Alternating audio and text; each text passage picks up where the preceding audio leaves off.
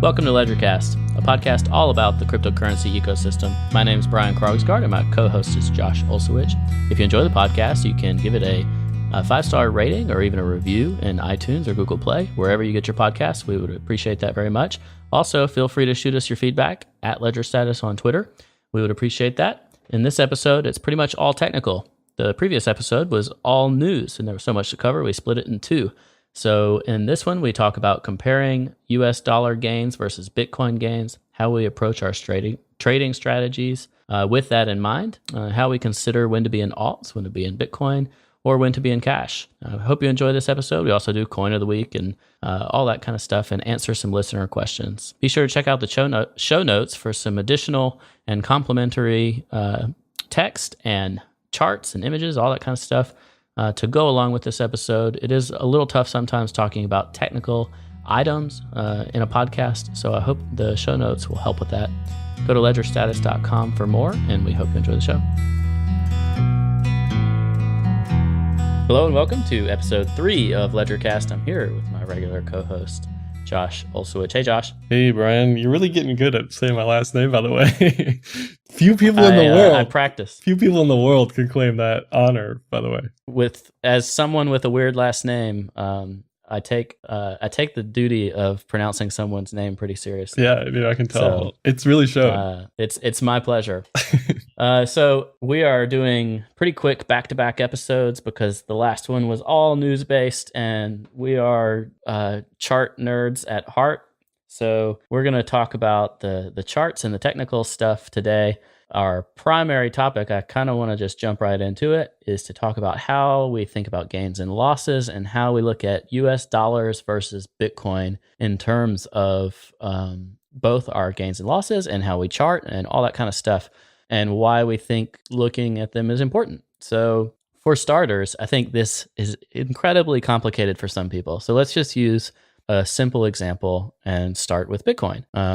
When you buy Bitcoin, let's say you bought it at $10,000, and then when it goes to $20,000, you've made a 100% return.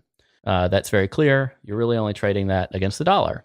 But now, let's say you bought Litecoin at $100 and you sold it at $200. You've also made a 100% return. But what did Bitcoin do during that time? So how do you think about what that gain meant versus the dollar or versus Bitcoin and how to think about it? Yeah, I think a lot of people get confused and they don't realize that they actually lost value there by, there's an opportunity cost. I don't even know if that's the right term, but that's how I'm going to think about it. That's the right term. Okay. When you're trading alts, you always have to be thinking about, was it better to just buy and hold Bitcoin? Like, should I even be trading in the first place? Is what I'm doing a complete waste of time? Like, that's how you need to be answering these questions in my mind, because otherwise, why bother? Why spend the time and the trading fees and the heartache and the stress of dealing with all this other nonsense, Mm-hmm. Being in some coin, position sizing, time frame, how much and when, where's my exit, do I use a stop loss, just all this extra stress for new people who really don't know what they're doing, to be fair, and are just getting bulldozed constantly and just hoping. And to be fair, none of us know what we're doing when we first start. Even if you come from somewhere where you're also trading crypto is a different beast. Yeah, I mean, I've been here for 4 years, and there are definitely days when I feel like I don't know what I'm doing either. So I get it. But it's especially confusing for new people, I think, when they're trying to do way too much without any background knowledge. It's just they could play these penny stocks and sell at 300x tomorrow. That's just my general view. Mm-hmm. My general view of an altcoin person, which is not great, to be fair. But So let's describe, well, no, I think you're right. And I'm willing to be honest here, like trading altcoins for me, because when I started trading altcoins in September, this has been a humbling experience in many ways because I've outperformed the altcoin market, which still means like I'm not even quite back to parity versus Bitcoin by trading altcoins. Mm-hmm. So let's describe even what that means. Let's take the $100 Litecoin purchase example. Let's just assume that when Litecoin was $100 and you bought it, it was worth 0.02 Bitcoin because that was around what its all-time high was versus Bitcoin during the summer. So when Litecoin was $100, let's say it was 0.02 Bitcoin. And when you sell it at $200, Litecoin might have been worth 0.01 Bitcoin. So you've actually lost 50% of the Bitcoin relative value, even though you doubled your money in US dollars, because in the same time frame that you doubled your money doubled your USD with Litecoin, Bitcoin could have quadrupled, which this was exactly what happened on most alts throughout the fall. So that's what we're talking about when we talk about relative value and opportunity cost, is because you could have been in Bitcoin and made 4 times the US dollars, and instead you were in Litecoin and made 2 times the US dollars. And let's say you invested 1 Bitcoin worth in that trade. Now you have half a Bitcoin. So you lost half a Bitcoin, even though you doubled your US dollars. And what is? Do you think we've? Yeah, that's how I see it. I think that's correct. But what is also a hidden secret concern? Let me let you all in on a secret. Are you ready? You have to consider the forks as well. And this is what I think a lot of people aren't even bothering to think about. The dividends. Right. If you're out of Bitcoin, you're not getting Bitcoin Gold, Bitcoin Cash, Bitcoin Diamond, Super Duper Bitcoin, Bitcoin Velociraptor, whatever it is, you're not getting it. So not only do you have to outperform just the market in general, but you also have to outperform the dividend, which isn't easy by any means. And again, why I think a lot of people just need to buy and hold the big stuff. So I saw an estimate that if you held, let's use our 1 Bitcoin example. If you held 1 Bitcoin, your overall revenue from selling dividends, if you will, so selling a fork, maybe not at the peak, but some kind of relative high. After it was listed on exchanges, you could have easily made like 30% on top of that 1 Bitcoin. So you'd have 1.3 Bitcoin by just holding 1 Bitcoin, right? Right. So you're gonna beat that on alts? I don't know. Good luck, but not saying you. Well, you certainly can. Yeah, I'm not saying you can't. I'm just saying it's not super easy to do for new people. I think Yeah, and you have to have a much larger risk profile. Your risk profile holding 1 Bitcoin is whatever Bitcoin's price to US dollars is. Yeah. Your risk profile holding an alt is whatever that alt is doing, like whatever's affecting its own price, whether that's news-based, technical-based, whatever. And then the dynamic parameter of whatever Bitcoin is doing. Exactly. So one of the challenges that you could run into would be, I'll use Monero as my example because I really like Monero. I think it's fundamentally a good coin that's not often refuted. I agree. Yeah. So you could hold Monero, and Monero has throughout the year done very well. And even though you're holding Monero, it's going up in that US dollar value because Bitcoin is so dynamic. The Bitcoin Monero chart has these wild swings where it has cut in half in value and then doubled in value very quickly. And if you're just holding on to that Monero, it could be to your peril, basically, especially if you trade it, but you trade it at the wrong time. Yeah. What's that price range? It's like 0.035 all the way down to like 0.01. Yeah, it's huge. So it's 3 to 4x your Monero that is essentially at risk in that trade, depending on when you enter or exit the trade. And that's worrisome, but you can also take advantage of that. So the way to take advantage of that is not to look at XMR USD. So Monero versus the dollar has gone from, in 2017, in January, it was like $11.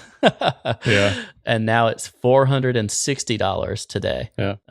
So if you held throughout that entire tenure, sure, you would have made money. But if you traded it and you didn't trade it correctly, you could have lost pretty significantly, actually. Let's see, January 1st, 2017, it was 0.013. So Monero hit 0.013, 1, 2, 3, 4, around 5 times this year.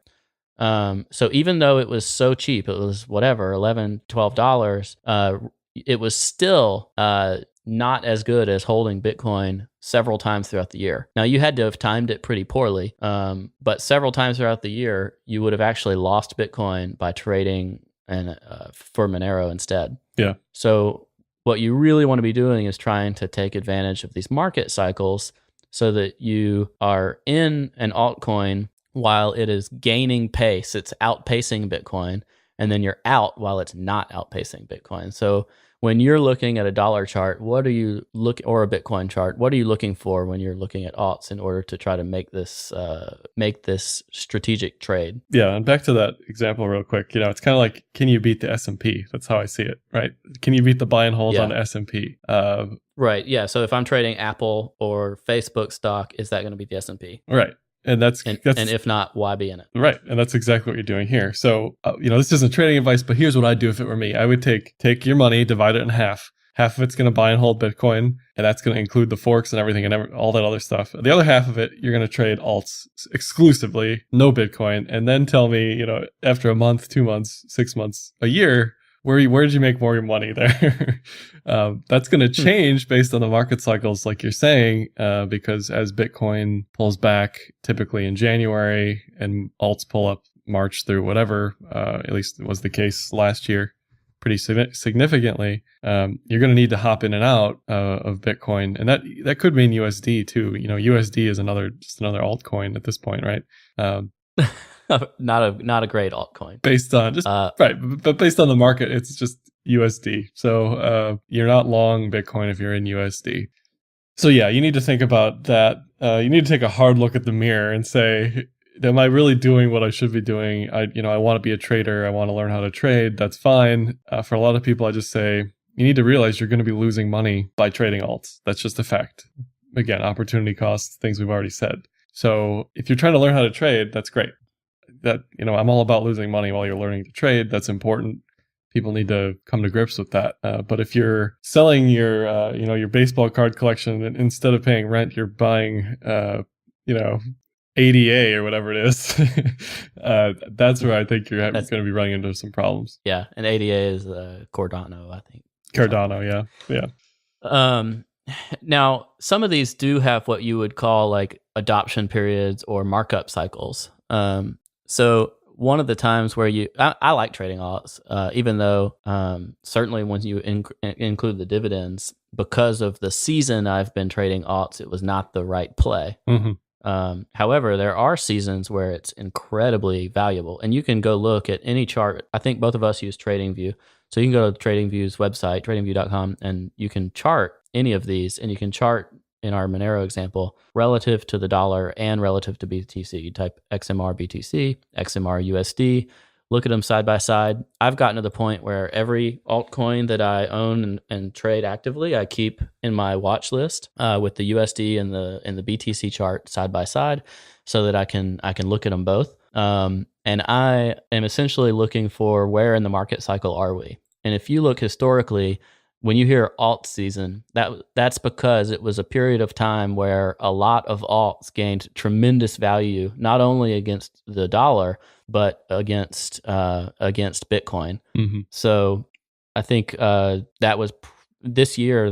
It's a seasonal thing. It tends to be, but spring and summer was kind of an altcoin euphoria this year, and then late summer to late November was essentially the downtrend, where Bitcoin rose in value so strongly while most alts were consolidating versus the dollar, or being relatively flat or smaller gains, that they were losing Bitcoin relative value. So if you bought one Bitcoin and you put it in 10 different alts in the spring, you probably had more Bitcoin by June or so. Mm-hmm. But if you bought your Bitcoin in June and put it in alts, by November, you almost guaranteed had less Bitcoin if you sold all those alts back into Bitcoin, because you essentially missed the market cycle.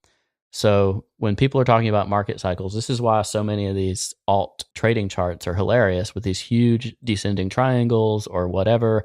And people are trying to predict, when is this market cycle going to turn around? So that's this whole buying bottom concept that a lot of traders have, is they want to buy an altcoin when it's cheap relative to Bitcoin, and they want to sell an altcoin when it's expensive relative to Bitcoin. So in our Monero example, on a weekly chart, it could have a 2-3 week period where it has a massive markup against Bitcoin, like gains 2 or 3 times its value versus Bitcoin. And then it could have a 10-week decline where it loses it all back. So those are the types of things that you want to be looking at. But how do we predict when that's going to happen? And for me, this is where dollar charts really come in handy. And I want to know if you look at dollar charts for this as well. Yeah, so I've gone back and forth several times on what to look at and when and why. And currently my conclusive view is basically if something's consolidating, I need to look in the mirror at myself and say, do I want to be in this or do I want to try and play an altcoin?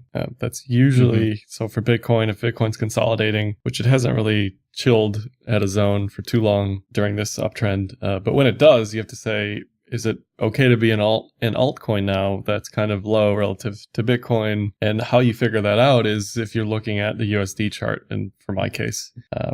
So, when I'm looking at the Ethereum ascending triangle that's building for months and it's just consolidating, do I want to be holding Ethereum in that period? No, I don't want to be holding Ethereum. I know what the chart pattern says will happen eventually, but right now at the time, go ahead. We talked a little bit about this in a previous episode. Ethereum went to like $400 USD, and then it didn't challenge that number again until November. So from June to November in USD terms, it was never higher than its all-time high. And during that entire time, Bitcoin was making all-time highs. So while it's ranging below its all-time high, you're almost guaranteed to be losing unless you're really swing trading it hard. Yeah. So while it's forming that pattern, you say to yourself, that's a bullish continuation pattern. It's going to take a long time to play out. It's probably not going to break that horizontal level anytime soon, in the beginning, even after it tried twice and failed. Like that would have been enough for me if I was holding Ethereum at that point in time. But then when you're seeing all these other things, the cloud, the Bollinger Bands flipping, and then it breaks the horizontal level,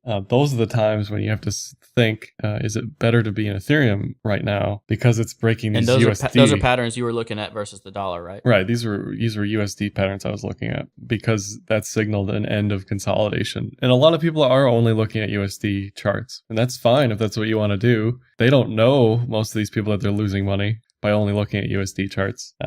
They're going to do what they're going to do. I don't have a problem with that. If you're one of these people, that's fine. But you just have to realize that you're losing money. Like we keep saying, if Bitcoin's moving up and your alt isn't, you're losing money. If Bitcoin moves up more than your alt, you're losing money.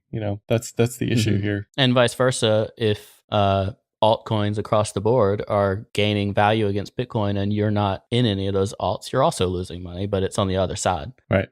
And Bitcoin is historically tough to beat just because it's Bitcoin. It's the most bullish asset ever. Yeah. And the other thing I think people see is, Bitcoin's at whatever it is today, 19, 17, whatever. And they think, I can't get a 2x on this, but I can get a 2x on, I don't know, Sia Coin or Strat or ZRX or whatever it is. So I'm going to put my money there. That logic I can kind of understand. But again, you're still losing money.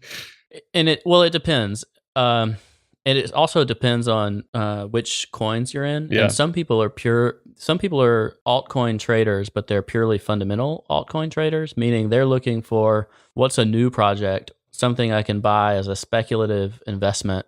And I'm not going to trade this. And I know at times I'll lose money against Bitcoin, but I'm buying Dash, for instance, because I think Dash has a promising future. And I'm buying it in the beginning of 2016. And I'm just going to sit on it for 2 years. And I'm taking a risk with that. But that type of investor, if you will, long-term investor buying newer speculative projects that aren't already at like the top of the coin market cap list, top 20 coins or whatever, they probably have a better chance in terms of just holding on to that altcoin for a long time and gaining versus Bitcoin, because they're looking for the steep S-curve portion of that trade, so that they're gaining while that new project is being adopted. Your risk in that, Not So Fast does this great. Like he mines coins, like newer coins, and then he essentially is sitting on a bag of an altcoin that he's waiting for it to be adopted and gain in price as a result of that. And your reward is at the end of that, however long later, you're able to sell it and it's worth far more relative to Bitcoin. Right. And maybe some people are waiting for that 300x return on something in low SAT value.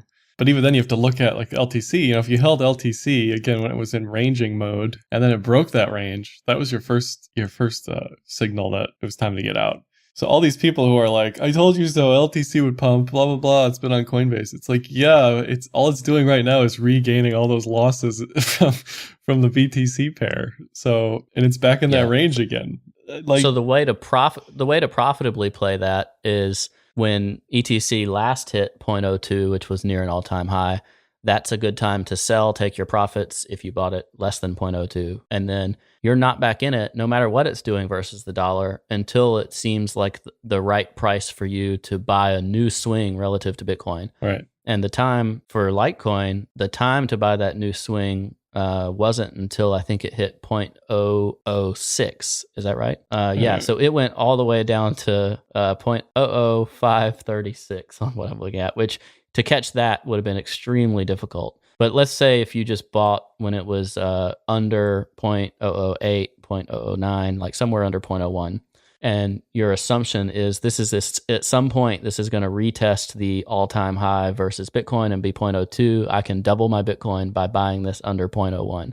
That's a perfectly valid strategy. But the US dollar price of Litecoin, when you're paying 0.01 Bitcoin, the US dollar price is higher than you were probably last in it if you were playing it the right way. The US dollar price at that point is around $100 or something like that when you're buying back in, and you probably last sold it when it was, I don't know, $50, $60, $47, $45, something like that, whenever it was 0.02 before.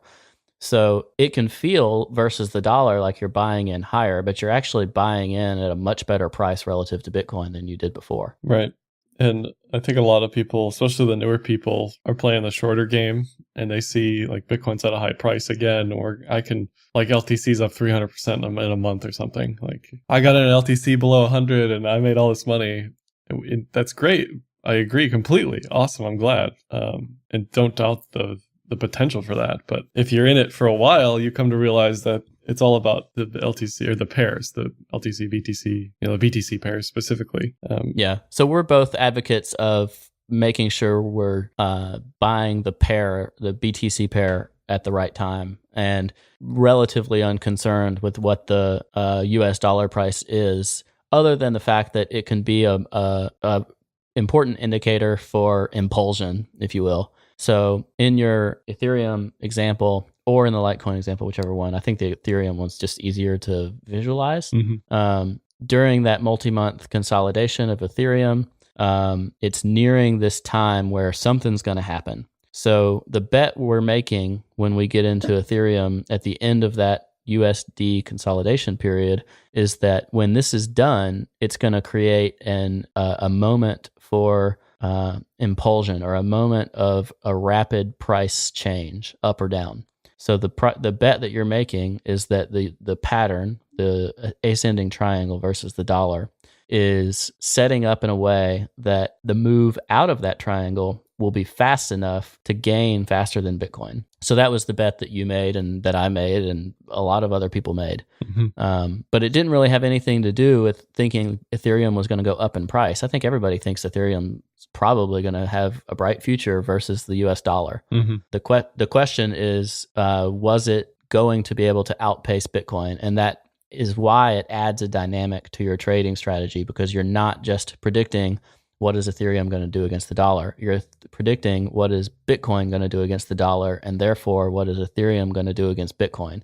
So you're introducing a whole new layer of possible thought so that you can, in this process, maximize your potential Bitcoin. And if you're new, some people will disagree with me here, but if you're new, I think you should just avoid the BTC pairs and just trade the USD pairs so you can learn patterns and signals and blah, blah, blah. Because if you're looking at all these things trying to make a decision, I think you're just going to get analysis paralysis and you're going to be super confused and not have a foundation of strategy of any kind because there's just too much going on. I have a hard time looking at everything, and I've been doing this for a while, so I don't know how people who are new coming into this look at all of this, because when I started, most everything was either alt were in BTC pairs and Bitcoin was in USD pairs. Like that's just how it was. But that's definitely been changing recently, especially with Tether, the evolution of Tether and the USDT pairs being offered on many exchanges. Yeah. So I kind of have mixed feelings about this. Mm-hmm. I think there's value in trading the BTC pair in the chart. A chart's a chart is a chart. I think and people that are full believers in technical analysis of looking at a chart and making decisions based on the chart, it's not a huge deal which chart you're looking at. If you believe in the fact of the way technical analysis works, the numbers, all the fun, everything that's going on there, you can trade any of them.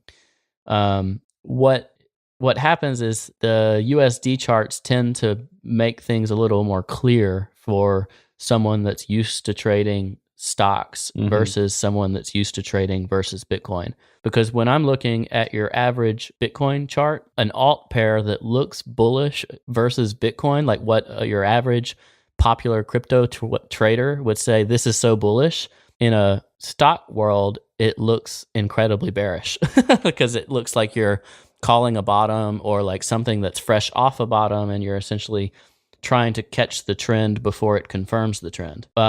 What I've enjoyed is I like looking at the US dollar pairs for determining more classical indicators of seeing what is a bullish pattern and what is presenting an opportunity to be a high velocity trade going forward. Yeah. Do you have general thoughts on this velocity concept? Because I know I certainly do. And this is something I've been able to better form in my head, but I'm curious if this is something you actively use. I don't think I use it the same way you do, but I don't know what your angle is, other than just like chart patterns or signals off the cloud. Yeah, I don't think there's any problem with trading any chart, period. You just treat it as a chart, like you said. But I think when people are, again, when people are looking at the BTC pair and looking at the USD pair and looking at 17 different time frames and 3,500 different altcoins, it's like, no wonder you're losing money. You're not focused on anything, again, separate your portfolio 50-50 and then trade 5 altcoins on a couple time frames, whatever it is, just to learn something. Otherwise, it's like the blind leading the blind, trying to figure out what's going on, So when I talk about these velocity moments, there's a guy on Twitter named Bitcoin that I think does a really great job of expressing this. But essentially, he looks at Bitcoin charts a lot too, but when he's looking for these moments of impulsion, if you will, he's looking for, when is this chart aligned to make an explosive move? So when is it reaching the end of consolidation? And another one that right now is happening on a whole lot of alts. I'm staring at the Coin dollar chart right now, which I guarantee you not a ton of people are looking at the Coin versus the dollar chart in a technical manner. But Coin is pushing the US dollar all-time high. So what I am curious about when I'm looking at that is, well, when Coin breaks the all-time high, it goes in price discovery mode, and the velocity of finding what the new cap is, what's the new high, is a moment where you can make profit versus Bitcoin potentially. Because if it ranges quickly, then it can gain value versus Bitcoin. This is a time where it's leaving consolidation because it's now in an all-time high versus the dollar, and it's looking for the next thing. It's looking for the next resistance level. So several trades I've made over the past couple of weeks that have been profitable for me have actually been looking for what are the fib resistances versus the dollar, and then comparing what that might be on the Bitcoin chart. So what are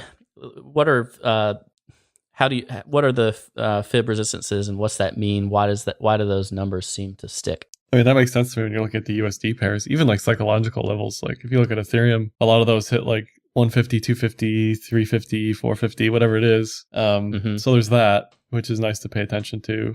And then there's, like you were saying, the fib levels, which are these magic numbers that for some reason mean something. They just work. They just work. Like I can't explain it. It's kind of like magnets, man. You can't explain that. You just go from high to low or low to high on the indicator itself on TradingView, for instance, and it gives you these extensions. And yeah, from there you can calculate. Again, that's another like step though. People who don't know what they're doing really, who are doing more than they need to be doing to try to learn these things. But that's certainly one avenue and strategy you can use.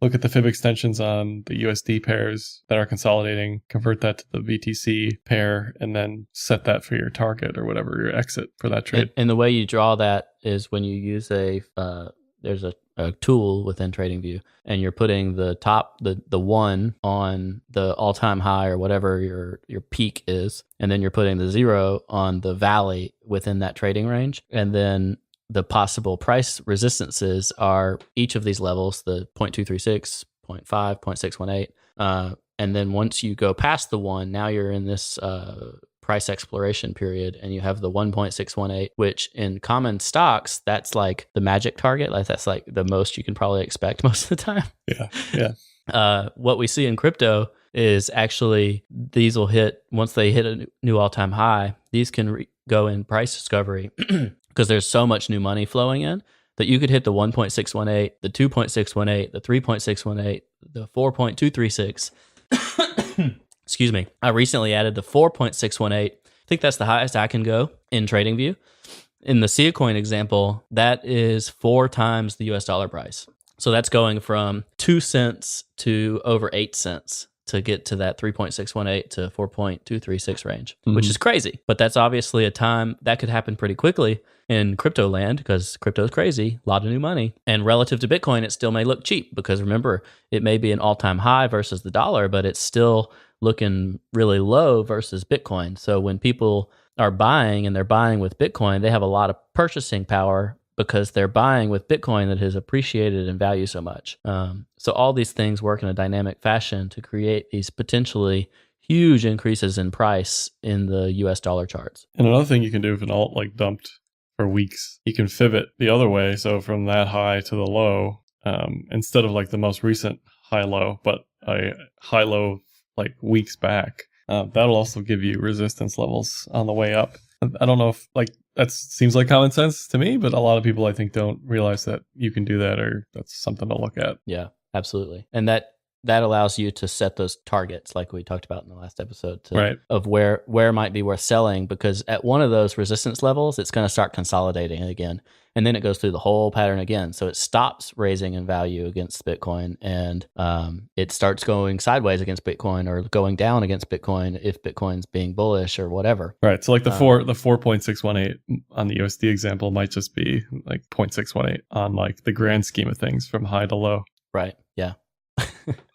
So let's see. Buying versus the dollar. When do you go to fiat full out? Like at some point, I like to say, if Bitcoin goes up too fast, alts go down. If Bitcoin goes down too fast, alts go down. There's not a direct like inverse correlation between Bitcoin and alts. The magic periods for altcoins is really when Bitcoin is ranging. So Bitcoin is sideways or it's going like slowly up or slowly down. That gives altcoins a chance to outpace Bitcoin. So at what point would you say, I don't want to be in Bitcoin right now. I don't want to be in alts right now. I want to be in US dollars. Like when do you kind of make those decisions? That's a very rare circumstance for me. I'm usually always in something. I know the other day, I guess if you need the cash for bids on Bitcoin, like that's an example of not being in alts.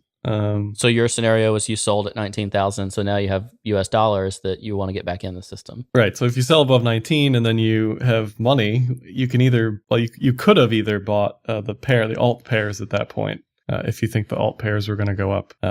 But in my case, for Bitcoin Cash being added to Coinbase, I was pretty sure everything was going to come down relative to Bitcoin Cash, which was going to rise just because it was new and it's the shiny thing there. And that's pretty much what's happened so far, at least on the USD side. So Ethereum's down, Litecoin's down, and Bitcoin's down, with Bitcoin Cash being up from whatever it was to what it is now. So in that case, I was just waiting for the drop. But even before Bitcoin Cash got listed, I was waiting for the drop. So the cash isn't in anything else. It's just in a bid for me. I'd rather play it like that than play alts waiting for a drop. I don't know. That's just me specifically. But when you do something like that, you say you sell at 19,000. My assumption is you are almost never, or maybe never, all out, right? Like you're not 100% of your Bitcoin is now in cash. It's some percentage of your Bitcoin that you're willing to trade actively, right? Right. So I don't know if it's between 25 and 50% of what I have is being traded actively, and the rest of it's just sitting, which I don't directionally trade at all. I just hold. And again, that's another strategy. It's like the alts versus Bitcoin strategy. It's the same thing. Like, can my directional trading beat buy and hold?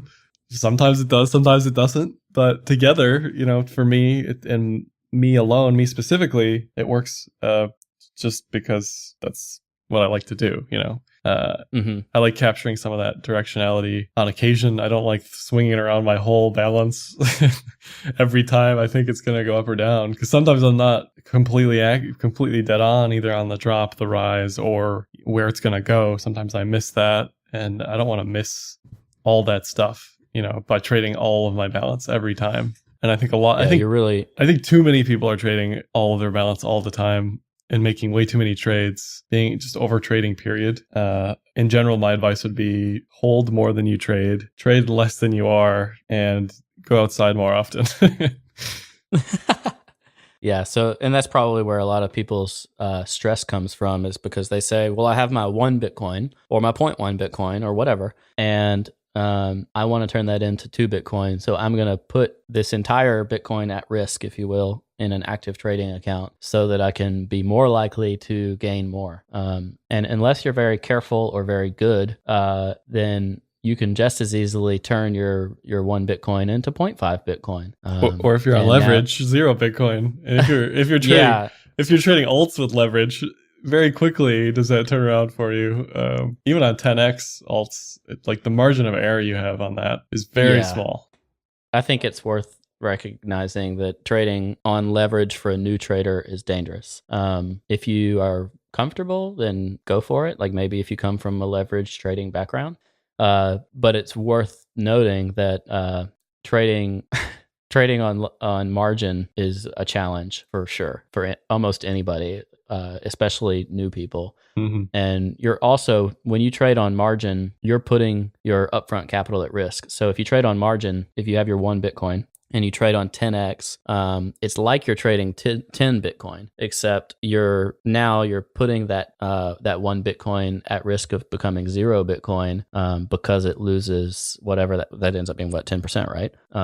If you're putting your whole account at risk. So if it loses 10%, now you've lost the whole Bitcoin. You haven't lost 10%. So you get 10x the gains if it goes up, but you have the chance of losing everything if it goes down. And Bitcoin and alts both love to spike, and they love to stop hunt, if you will, or crush longs and crush shorts before it makes the move it's going to make. That's super popular for Bitcoin and for alts. Can you describe what it means? Let's say Bitcoin's nearing 10,000, and it doesn't matter which direction it's inevitably going to go. What's a common thing it might do to crush longs and shorts both? I mean, this happened to me. I'm looking at the LTC USD chart, and it broke the ascending triangle. I'm like, okay, I'm going to get in. And then it pulls back to the throwback, and it's like, well, I just threw that money away. So that's a prime example of, throwbacks happen. I said this in the last Brave New Coin article, but you see throwbacks happen on everything, on any chart pattern. So, if it breaks a horizontal resistance, oftentimes it'll come back to retest that horizontal resistance. We saw it in the Ethereum ascending triangle, especially. It stood and held, tested that zone 3 or 4 times before going higher. So if you bought at the top of that flag and you're holding, you're going to be concerned because you're pretty negative while that's ranging. Most people buy after it's broken out at the top. It drops, they panic, they sell the bottom, which is the bottom of the flag, and then they don't get back in, or they don't follow through with it, and then it goes beyond to the target of 800 in this case for Ethereum. So often you'll see like lightsabers, it's often referred to, where it's just like wicks on both sides of the candle before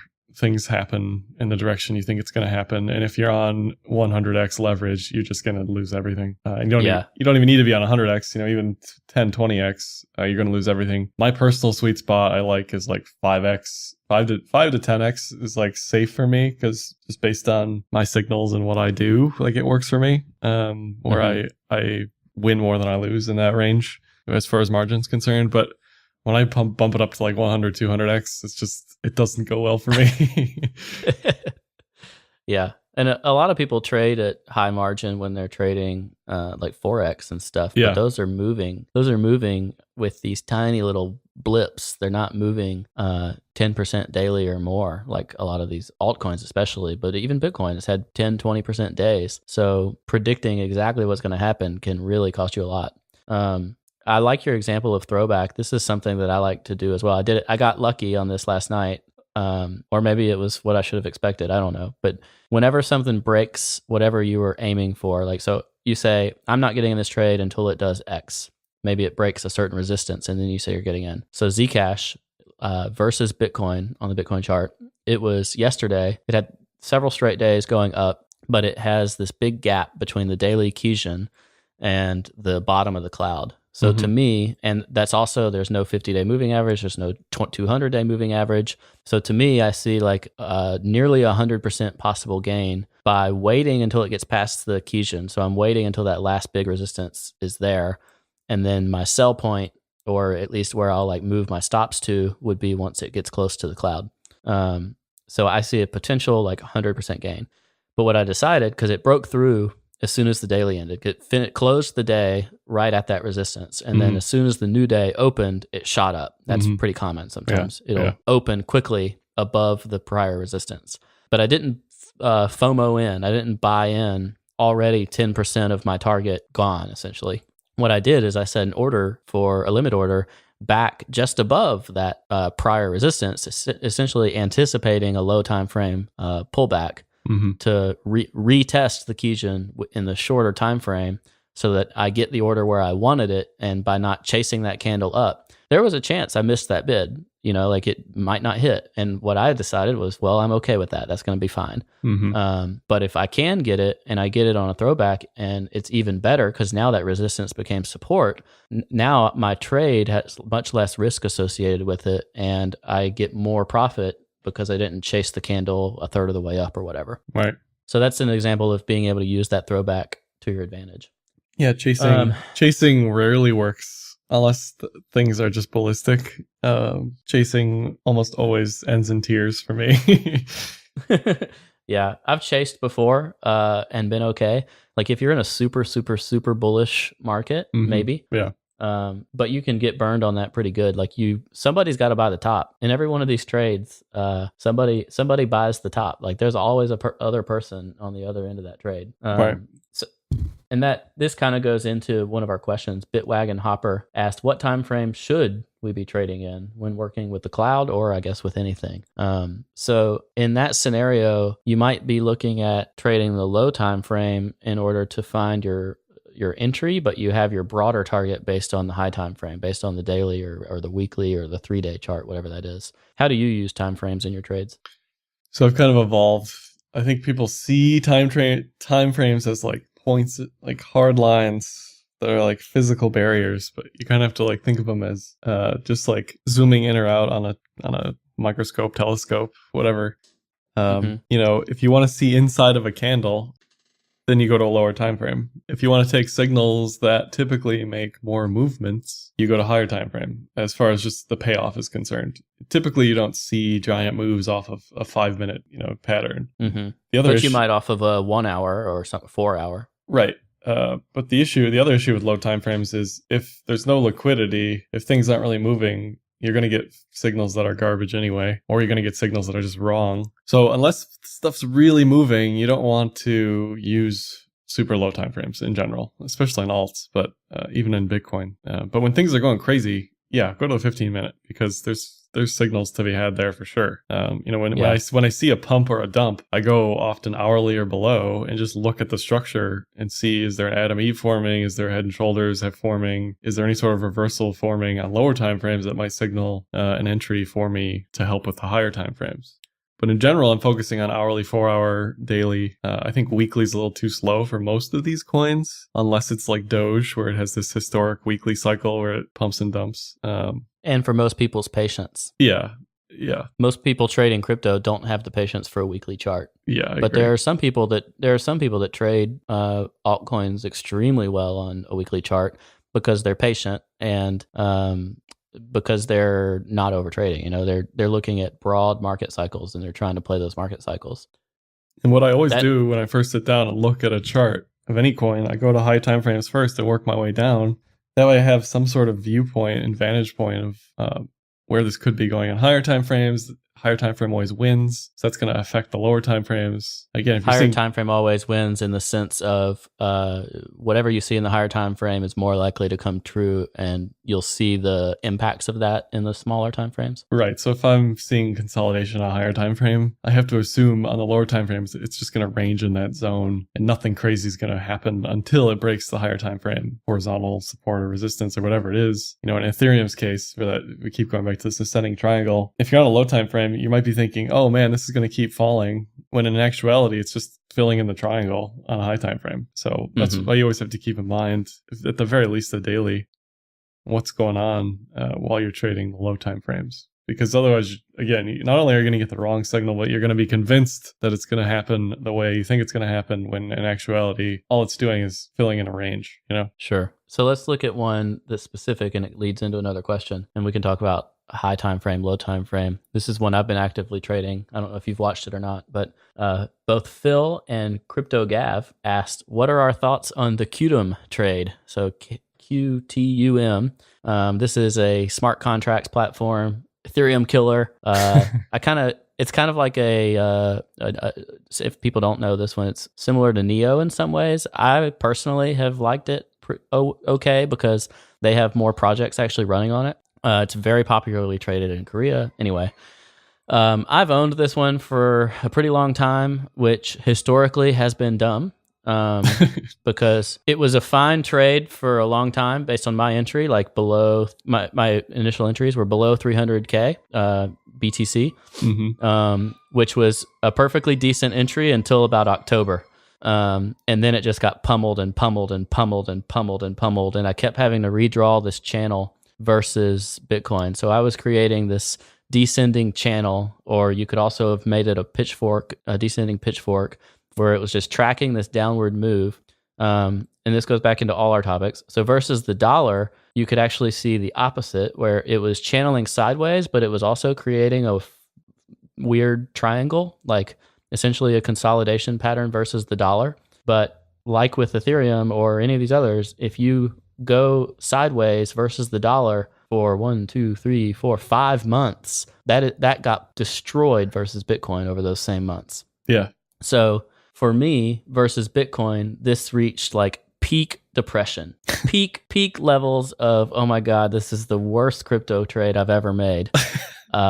Approximately December 7th, when it hit 61,000 Satoshis roughly against Bitcoin, after a high of 560. And this is the bottom of a channel that I redrew and redrew and redrew. And usually when your pain is the most, that might be a good time to buy. It's true. Simultaneously against the dollar, this is why these dollar charts are interesting. It was finally starting to show some signs of moving out of this ranging triangle thing that it was doing, and it was breaking through some of these lower boundary fib numbers.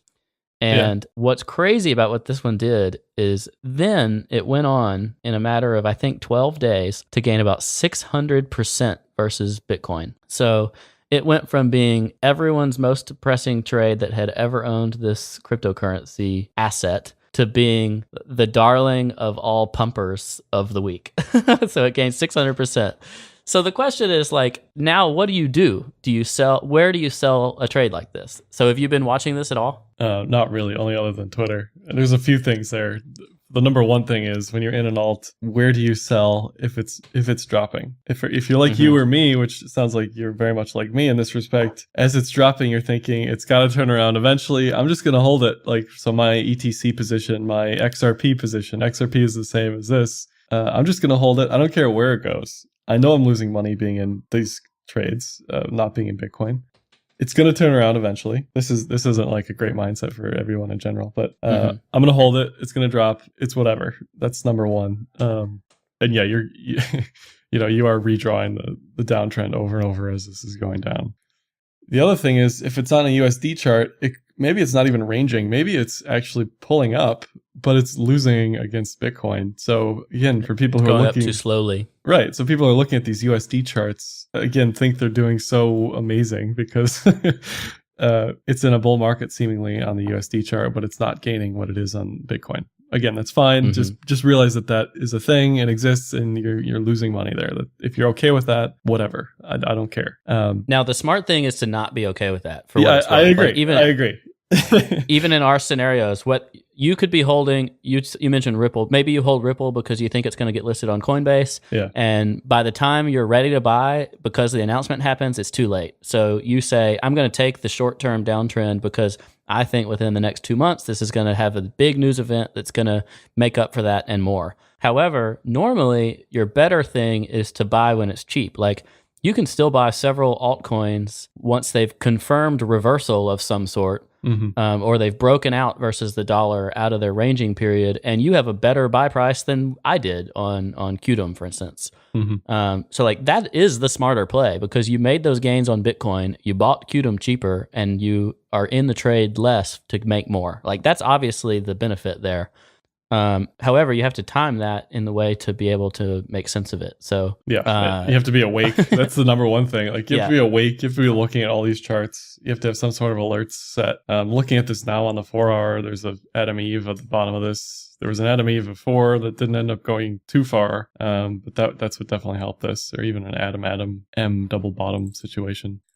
Or a W double bottom. So yeah, your question was, where does it go from here? Where do you get out? Right. Again, I look at horizontal levels. So I look at where was like the break point on the way down. And there were several. They're not super clean on Qtum, but there are several that have been broken on the way up at this point. When it broke 120K, that's what took it to depression levels. So it had previously bottomed at 120K, and then it went up, I don't know, 50%. And then when it ranged back down, once it broke 120K, so it broke what would have been a double bottom. Double bottoms are dangerous for what it's worth. It broke what would have been a double bottom, and then it was price discovery on the bottom side. It was price discovery on the negative, and that's what took it to those lows. Yeah. So that was like the big first horizontal win on the way back up as well. And when you're looking for horizontal support resistance, go to a super high time frame. Like I'm on the weekly for Qtum. I can see all the wicks line up almost exactly to where it stopped on the vertical on the way back up. It hasn't closed above this zone ever before. So maybe you sell some in this zone. Maybe you sell most of it here. Let it run past this if it's going to run. But for the most part on these alts that are pulling back up, you're going to be looking at high time frame horizontals where there's clear resistance in this case, just lots of wicks that, there's never been a close above this level that we're at now. So is this the time? I don't know, but it might be, maybe it isn't. Maybe you should be selling some here, not you specifically, but in general, that's what you want to look at as far as support resistance on high time frames. Yeah. And in this example, also newer coins are harder to trade because they have less history. So therefore the prior highs or prior lows are less likely to be new resistance levels or whatever you want to call that. So this one, it has essentially it's on one prior resistance, and then it has two more after this. I have those two lines drawn. The current one also aligns with the Kumo top on the daily cloud with doubled Ichimoku settings. If people listen to a prior episode or if they've watched your videos on how to use the Ichimoku system, that nailed this first resistance zone because that's essentially where it's ranging right now. So what I did on this one is I drew the two lines above this. So if it's at 330 to 350K now, the next two peaks are 460K or so, and then the all-time high versus Bitcoin is around 575. So what I've done is now I've narrowed down all the way to the 1 hour, and I'm seeing what's it doing once it hits these resistance levels. Right. And for me, what made this worth staying in was that it didn't hit the top of the channel at 160K or so and immediately tank downwards. It actually started flagging and keeping a narrow channel close to that resistance level that hinted to me that it had another leg. So I stayed in, and then it popped up again, and it got to where we are now, which is the next clear resistance level. And what I noticed this time is it's doing the same thing again. It's flagging again. So this would be a time where I'm really tempted based on like where my average price is, like I'm not underwater anymore, I'm at a profit, maybe I should sell. Except for the fact that it's flagging again, and this, even though it's made 600%, it looks like it may have legs in it. Now, this could fail, but I'm looking at the low time frame now on an hourly, because if it doesn't fail, then there's more potential profit for me, and I can move my stops up yet again. And if it moves up, the measured move currently would go from 330, whatever it is, up above the first big resistance level. So it would basically send it to possible all-time high retests from this one. And now you're going from a whole new dynamic in terms of profit levels potentially.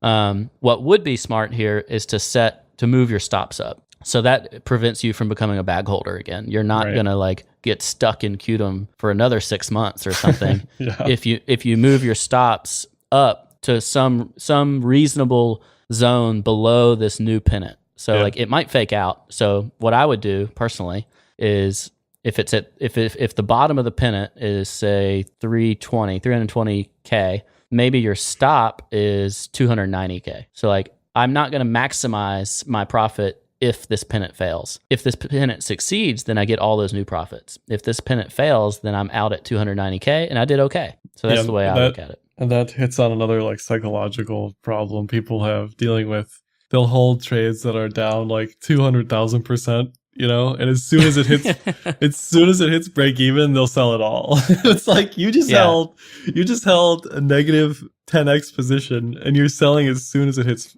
break even though the chart looks good. Like there are obviously exceptions to the rule. And I personally, when I'm in leverage, I like to sell if it gets down like near margin call and I'm back at break even. If the chart doesn't look good, I'm out immediately because I realized that's a blessing at that point. But if like you're holding for months, you held through lows, whatever, and the chart looks good, why would you sell here? Like, no. Hold it. Wait for the move to keep happening. Wait for some weakness, and then sell. And it looks illogical. Like it gained 600% from lows. Yeah, that's disgusting. Yeah, that's an incredible gain for someone that bought the low. Right. But if the chart is showing strong and you held on the promise of more this whole time, like selling for a 10% gain is just psychological hell to get a 10% gain. So it's not a situation of being greedy. Like if the chart now was not setting up to potentially move more, I would be out. Absolutely. You should move your stops, but like don't limit yourself on the possible gains, because if it does reach an all-time high, I already had somebody say they sold at the top of the channel essentially. So they sold close to their break even, and then they missed this last leg, which was another 20-30%. Right. If this thing breaks the all-time high, it could be more ridiculous than we can possibly imagine. Like we saw what IOTA did. IOTA went ballistic. And you don't want to miss out on that if you've put in the effort and it is effort, psychological effort of holding through not having Bitcoin and having this altcoin that whole time. So that would be the way that I would look at that. Yeah, and if you're holding through like 50% losses to break even, that's like 100% move, and then you're missing out on the upside of that. So that's even more losses that you're missing. It's just all bad, all of it. But yeah, don't be a bag holder for another 6 months on something that clearly isn't going to keep going. Eventually, this will dump, and you don't want to be a bag holder when it dumps. But don't limit yourself too much now. All right, let's do one last question. Should be a quick one. Crypto Cred, nice guy on Twitter, says, why is the 6-hour cloud catching Kijun bounces so much cleaner than the 4-hour? He's talking about Bitcoin here. So he is saying that the 6-hour chart is essentially, with the Ichimoku system, is doing a better job than the 4-hour in terms of where the Kijun bounce happens. Yeah. So it depends on your settings, but I'm going to assume he's using 2030 or 2060, 2030. Yeah, doubled. I think part of that is because we're seeing an influx of institutional people and they really like the 6-hour time frame. That's just speculation, but that's kind of what I think of it as. I don't know. I go back and forth because I see 4-hour bounces that don't quite reach the Kijun, and then I'm like, well, there's my bid that it missed completely, even though the idea was right, the timing was right. I was just out of the range that it pulled back to because I didn't spread out my bids wide enough, So yeah, you can always go to 6-hour, and I'm seeing it more and more, especially with Bitcoin. I haven't seen it too much in altcoins, but I'd have to take a look. I'd assume that Ethereum and Litecoin on the 6-hour, because of institutional interest, looks really good for signals as well. Yeah, it's something to look to in the future, definitely. in general, is it worth saying that you want to be using time frames that other people may be using, like signals that are going to I go back and forth on signals that. that are going to trigger other people important? Yeah, I mean it's like watching watching zones on high time frame alts like we're talking about for QDM. Like it's on the chart. Everyone's going to be looking at that.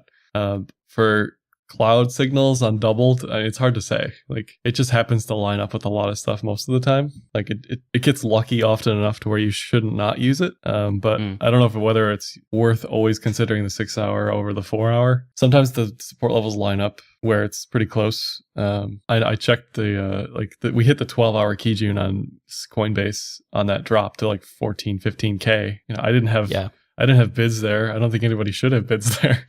Like that was an extreme fringe case where that happened, but that's where it bounced from. So, and it doesn't mean unless you're on margin, it doesn't mean a purchase at the 4 or 6 hour key June was a bad one, because it actually quickly spiked back up. Right. So if you bought it, say 16.3 or something, I actually helped someone buy around that zone, then they're still doing fine. Like they bought the dip, and it may not be the last dip. They may have to average in more, but they didn't buy the top.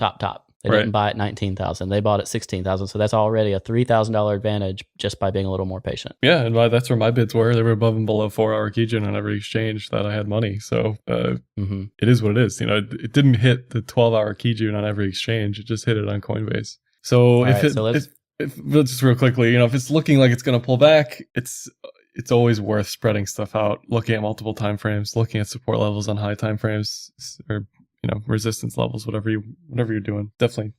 But I like the 4 hour the best. Yeah, I trade mostly on daily and 4 hour, and then I'll zoom in on like the 1 hour and maybe 30-minute, depending on the coin and whatever. Yeah, what I'm peaking at. All right, so wrapping it up, let's quickly do coin of the week. Josh, what are you looking at this week? Well, I mentioned Sia Coin a few times already. I have a history with Sia Coin. I got in at 33, out at 77, then it proceeded to go to like 500 or whatever it went to. So again, when we're talking about QDM, like don't be afraid to have some ridiculous upside targets when things are in a bull market like we are now, sort of, for alts. I hesitate to use the phrase alts are back, but don't be afraid to. If Carpe Noctem says alts are back, then it's certainly cursed. Don't be afraid. It's almost over. Don't be afraid to let the runners run. If you're in a winning trade. Cool. And you like? Yeah, go ahead. Mine is Stratus or Strat.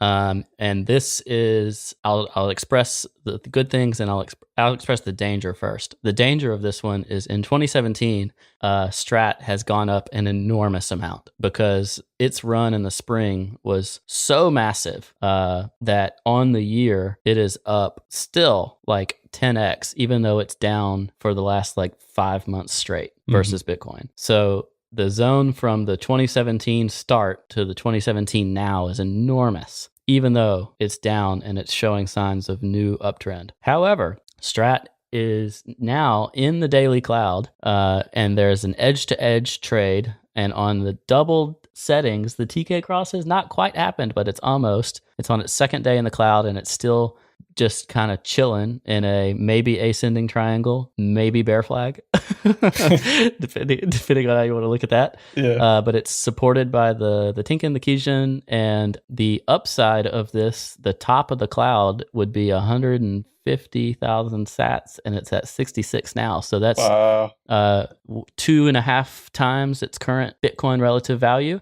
I'm willing to make that bet.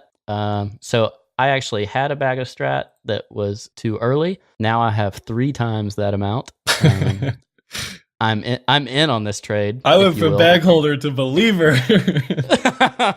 Basically. And one more thing, because this was the topic of the show about the US dollar compatible component. If you look at the dollar chart, its current price is almost on the nose with prior high from mid-May. So Strat retraced after May versus the dollar throughout summer and fall, and now it's retesting prior highs. If it breaks the all-time high, that's my signal that we have a new journey of price discovery, and it'll go from, it's $11 right now. The 1.618 is $17. The 2.618 is $27. So that's the 2.618 is the top of the cloud, basically. That's our 2.5 times value. Mm-hmm. So if it hits the 2.618, that's essentially the top of the cloud on Ichimoku.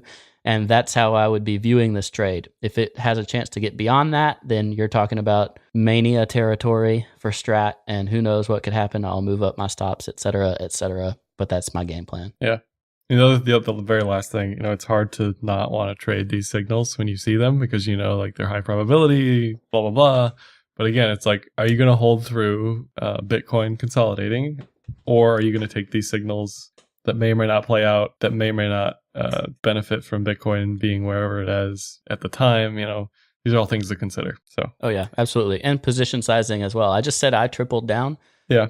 But it's not like it's 100% of my portfolio or even 10% of my portfolio. Like I'm not going all in on strat. Like that's in an altcoin, that's probably pretty dangerous to go all in on one. Unless you just generally have very little at risk, or you're willing to risk everything. Yeah. But yeah, the strat looks good. Yeah, strat could be rejected by these all-time high US dollar prices and go back to $5. That's totally possible. Anyway, all right. This was fun. Another episode in the books. Josh, where do people need to go to find you? Twitter, YouTube, Carpe Noctem, and Brave New Coin. The best TA on the internet. Let's be real here, folks. Come on. Come on. Come on. Awesome. Definitely follow Carpe Noctem, all the places, and follow Ledger Status on Twitter. Go to ledgerstatus.com. And if you guys enjoyed this episode, I hope you'll give it a rating in iTunes. That helps. You know, we cracked the top 20 in tech. Whoa. Doesn't matter to anybody but me. Humble bragging. All right. We'll catch y'all next time. Sounds good. Monuments crumble in the blink of an eye. The easy river has just run dry. In a house of cards, I feel the breeze wound so tight I can barely